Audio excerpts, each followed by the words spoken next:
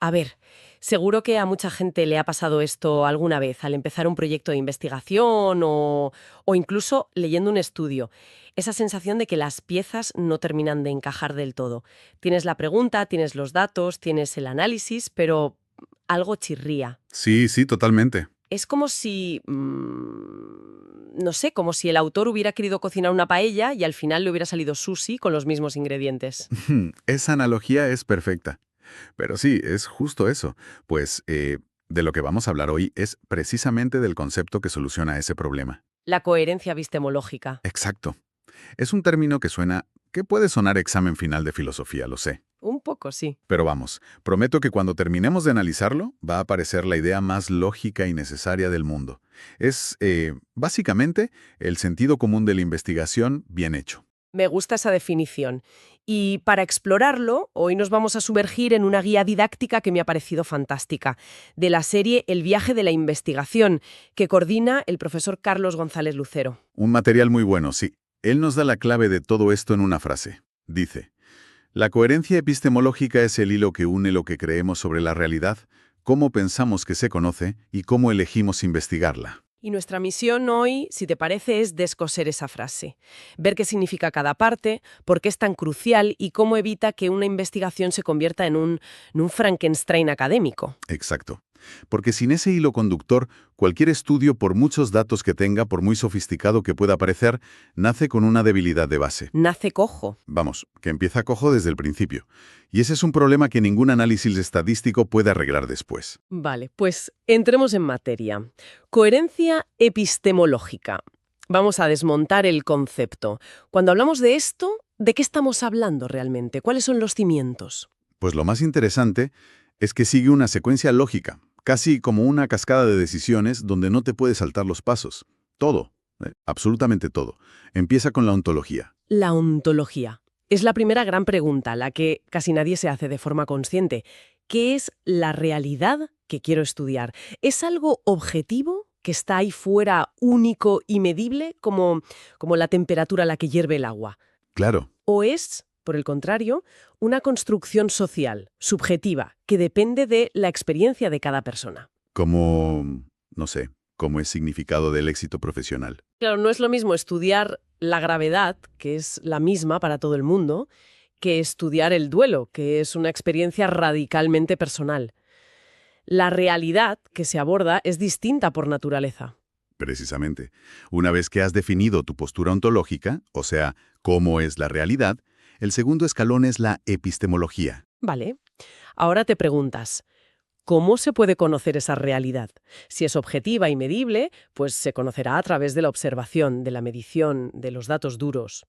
Si es subjetiva y construida, se conocerá a través de la interpretación, del diálogo, de la empatía. Y solo entonces eliges las herramientas. Solo entonces.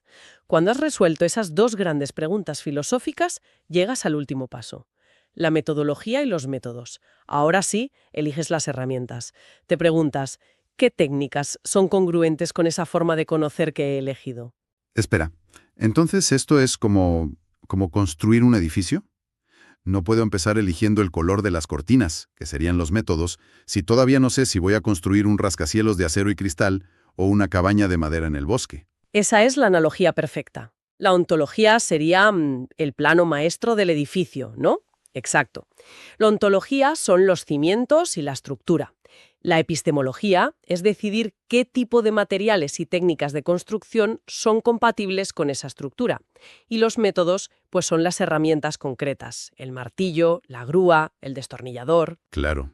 No puedes usar herramientas para construir una cabaña si tus planos son los de un rascacielos. Es que simplemente no funciona. El edificio se cae. La secuencia es ineludible. ¿Qué es la realidad? ¿Cómo se conoce? Y por último, ¿con qué la estudio? Suena muy ordenado, casi demasiado. Pero en la práctica, ¿no hay investigadores que se enamoran de un método, por ejemplo, las entrevistas en profundidad, y luego construyen toda la justificación filosófica hacia atrás, para que encaje? Uf, Eso se considera un error garrafal. es una pregunta buenísima, porque toca el corazón de cómo se investiga en el mundo real. Y la respuesta es sí, ocurre constantemente. Es lo que algunos llaman metodolatría, la adoración del método. Me gusta el término. Pero sí, es un error. porque empiezas la casa por el tejado. Puedes acabar con una investigación que parezca funcional, pero si rascas un poco, te das cuenta de que los cimientos no soportan la estructura. La justificación se siente forzada, y a menudo el estudio no responde realmente a la pregunta que pretendía contestar. Entendido. Entonces, asumamos que lo hacemos bien, que seguimos la secuencia lógica. ¿Por qué es tan importante? Esto no es solo para pasar un examen de metodología, ¿verdad? ¿Qué nos garantiza en la práctica tener esta coherencia bien atada? Pues garantiza tres cosas fundamentales, y ninguna es trivial. La primera, la más obvia, es el rigor y la validez científica.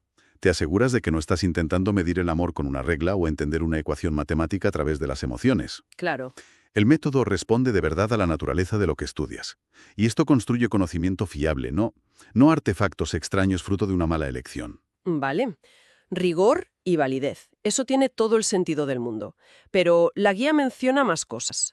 Habla de coherencia interna. ¿No es lo mismo que el rigor? Es parecido, pero va un paso más allá. La coherencia interna significa que la teoría, el método y el análisis hablan el mismo idioma. Forman un engranaje perfecto. Ah, vale. Esto impide algo muy común, mezclar enfoques que son filosóficamente incompatibles. Por ejemplo, no puedes partir de una base positivista que dice que la realidad es objetiva y el investigador no debe influir, y luego usar un método como la observación participante, donde el investigador se sumerge en la comunidad y su subjetividad es clave. Es una contradicción andante. Totalmente. Ya veo. Es como decir que vas a hacer una película documental súper objetiva y luego rodarla como si fuera una película de ficción con actores y guión. El formato traiciona la promesa inicial. Esa es otra gran analogía. Y el tercer beneficio era la legitimidad académica. Esto suena un poco a política universitaria. ¿A quién hay que legitimar la investigación? Sí, el nombre suena un poco así, pero es crucial. La legitimidad académica tiene que ver con la transparencia y la claridad. Ah, Cuando una investigación es coherente, cualquiera que la lea puede entender tu punto de partida filosófico y por qué tomaste cada decisión metodológica. Tu trabajo se puede debatir sobre una base sólida. No parece que hayas sacado los métodos de un sombrero de mago. Le da seriedad y permite que otros construyan sobre tu trabajo. Es, vamos, como el DNI de tu investigación. Entiendo la teoría de la cascada, ontología, epistemología, método, pero sigo sintiendo que es un poco etéreo. Me cuesta imaginar a un investigador en su despacho pensando, a ver, ¿cuál es mi ontología hoy? Ya. Podemos ver cómo se aplica esto a estudios reales, para que aterrice. Claro que sí, los ejemplos son la mejor parte. La guía de González Lucero nos da 3 casos de libro que lo ilustran perfectamente. Empecemos por el más clásico, el paradigma positivista. vale. Su ontología es que la realidad es una, objetiva, externa y medible. El mundo está ahí fuera, y nuestro trabajo es descubrir sus leyes. Por tanto, su epistemología es que se conoce a través de la medición y la observación controlada. Suena a ciencia de laboratorio, a física, a química. Exacto. Y por consecuencia lógica, su metodología usará herramientas cuantitativas, encuestas con preguntas cerradas, experimentos, análisis estadístico. Un ejemplo de la guía, medir el nivel de comprensión lectora en 50 estudiantes. Ajá. Les pasas una prueba estandarizada, las mismas preguntas para todos, recoges las puntuaciones, calculas la media. Es lógico, directo y coherente. La realidad, el nivel lector, se ve como algo cuantificable, se conoce midiéndolo, y se usa una herramienta de medición para hacerlo. Todo encaja. Vale, ese es el paradigma del número, por así decirlo. ¿Qué hay en el otro extremo del espectro?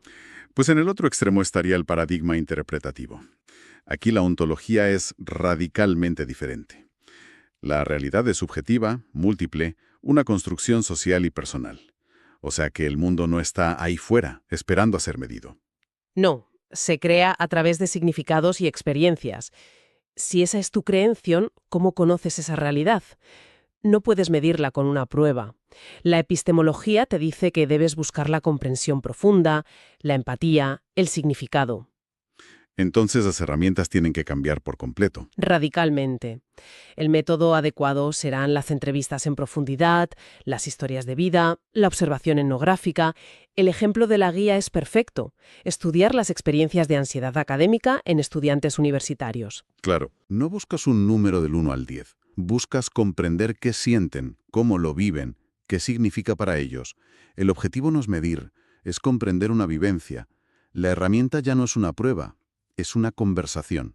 Y me queda un tercer paradigma, el sociocrítico, que siempre me ha parecido el más complejo. Lo es, porque añade una capa más. El paradigma sociocrítico parte de una ontología parecida a la interpretativa. La realidad es una construcción social, pero añade un matiz clave. A menudo está marcada por relaciones de poder, desigualdades, injusticias.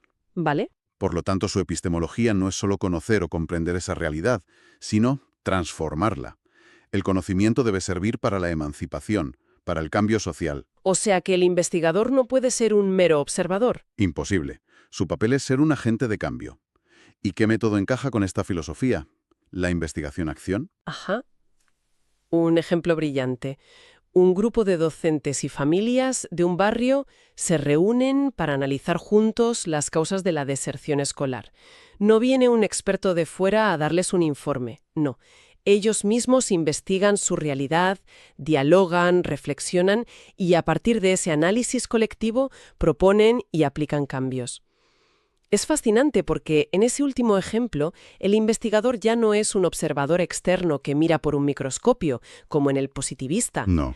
ni un interlocutor que escucha, como en el interpretativo. Se convierte en un colaborador, parte del propio proceso. Y todo eso es una consecuencia directa, inevitable, de su creencia inicial sobre qué es la realidad y para qué sirve conocerla. Ahí lo tienes. La ontología no es una decoración filosófica. Es el motor que pone toda la maquinaria de la investigación en marcha. Si eliges mal el motor, el coche no arranca. O peor, te lleva a un sitio al que no querías ir. Ya hemos visto cómo hacerlo bien. Pero, ¿qué pasa cuando esta cadena se rompe? ¿Cuáles son las banderas rojas de la incoherencia? Me imagino que la guía también habla de los desastres. Por supuesto. Y son errores, por desgracia, muy frecuentes. El clásico de los clásicos es declarar que se va a hacer un estudio interpretativo para comprender las experiencias de vida de X colectivo, pero luego la única herramienta que se usa es una encuesta online de opción múltiple. Un cortocircuito total. Estás prometiendo un retrato al óleo, pintado con calma, y entregas una hoja de cálculo de Excel. Exacto. Me recuerda a esos estudios sobre felicidad que te piden que la puntúes de 1 a 10. Y yo siempre pienso, ¿qué significa un 7 en felicidad? ¿Es lo mismo para mí que para la persona de al lado? Se pierde toda la riqueza del concepto. Has dado en el clavo. Ese es el error. Intentar comprender con una herramienta que solo sirve para medir. La ontología y el método están en guerra. Claro. Otro error común es el inverso. Hacer una pregunta de investigación de corte positivista que busca una relación causa-efecto clara, como por ejemplo, el uso de tabletas en clase mejora las notas de matemáticas, pero luego usar un análisis cualitativo basado en entrevistas abiertas a 3 profesores. Claro. La pregunta exige una respuesta de sí o no, basada en datos de cientos de alumnos, y el método te va a dar un bueno, depende, lleno de matices y opiniones personales. No se puede responder a la pregunta con esos datos. Exacto. Y en el paradigma crítico, el error típico es muy revelador. Es plantear un enfoque que busca la transformación social, el empoderamiento, pero sin involucrar en ningún momento a la comunidad. Ah, claro. El investigador lo hace todo desde su despacho. Se convierte en una investigación sobre ellos en lugar de con ellos, lo cual traiciona el principio epistemológico más básico de ese paradigma.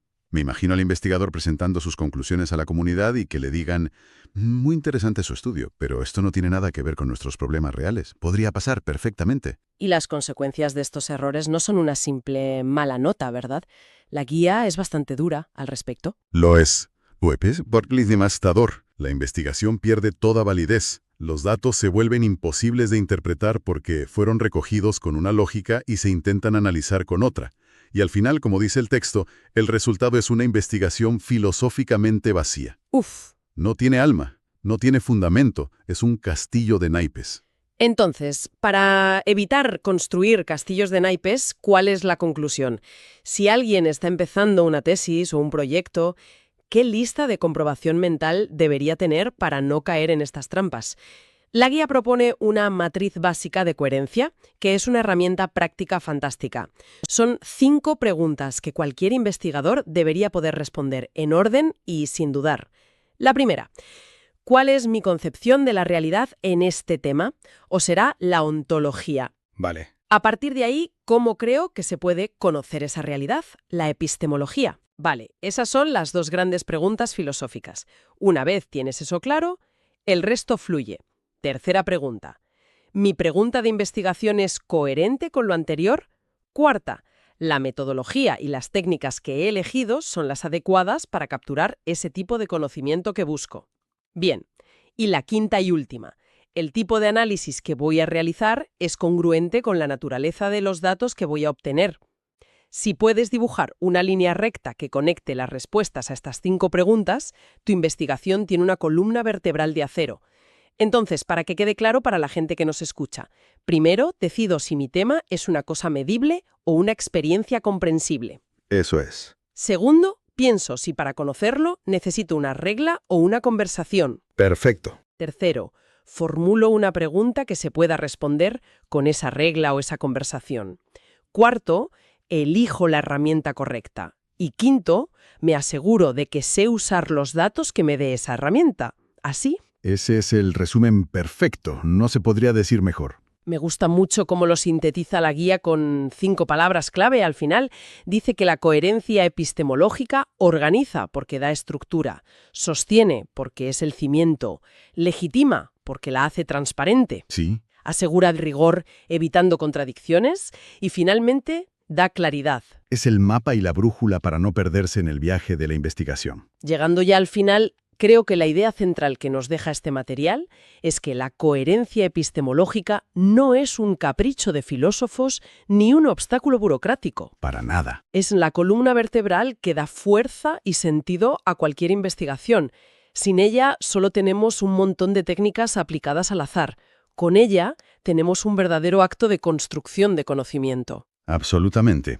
Es la diferencia entre seguir una receta de cocina al pie de la letra sin entender los ingredientes y cocinar sabiendo por qué echas sal o por qué subes el fuego. El resultado es completamente diferente. Y para cerrar, quiero recuperar la reflexión final del profesor Carlos González Lucero, que me parece potentísima y lo resume todo. Él dice: investigar con coherencia no es memorizar teorías, es pensar con claridad. Una cita brillante. Y si me permites, me gustaría dejar una última pregunta en el aire, que se deriva de todo esto. Adelante.